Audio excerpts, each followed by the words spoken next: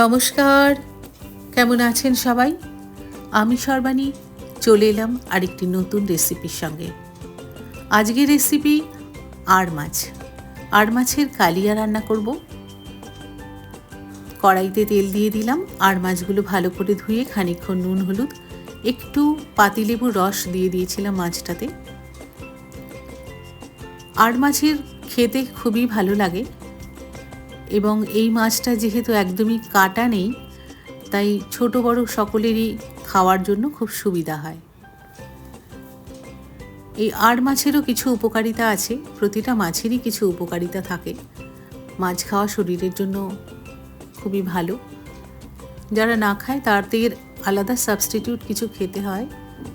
আড় মাছে যে সমস্ত জিনিসগুলো রয়েছে তার মধ্যে হচ্ছে প্রোটিন আছে প্রচুর, ভিটামিন রয়েছে।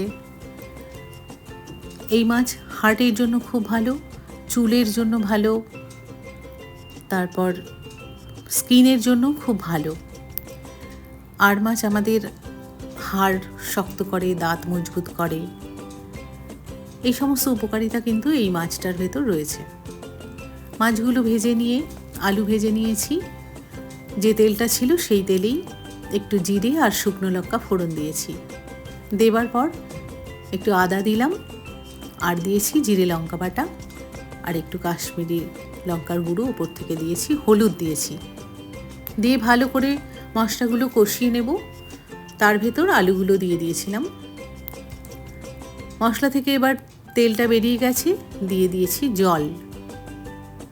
জলটা একটু বুঝে দিতে হবে, খুব একটা পাতলা ঝোল হলে মাছের টেস্টটা সেরকম একটা আসে না। তাই জলের ঘনত্বটা একটু দেখে নিয়ে আমি জলটা দিই। ফুটে উঠলে মাছগুলো দিয়ে দিয়েছি।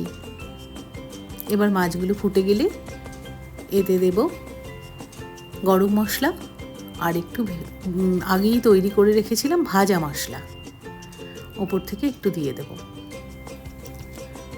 ফুটে উঠেছে, এবার ছড়িয়ে দিলাম নুন, স্বাদমতো নুন যে যেমন খাবেন দিয়ে নেবেন। যদি আপনাদের আমার ব্লগ ভালো লাগে তাহলে ইউটিউবে নারী তুমি দশভুজা চ্যানেলটা সাবস্ক্রাইব করে দেবেন আর ফেসবুক পেজটা ফলো করে নেবেন। হয়ে গেল আমার মাছ রান্না। ভালো লাগলে একটা লাইক করে দেবেন। ওপর থেকে একটু কাঁচা লঙ্কা ছড়িয়ে দিয়েছিলাম। খাবার সময় কাঁচা লঙ্কাগুলো ডলে খেলে ভাতের সঙ্গে ভালো লাগে খেতে। কেমন লাগলো অবশ্যই জানাবেন। ভালো থাকবেন সবাই। ধন্যবাদ।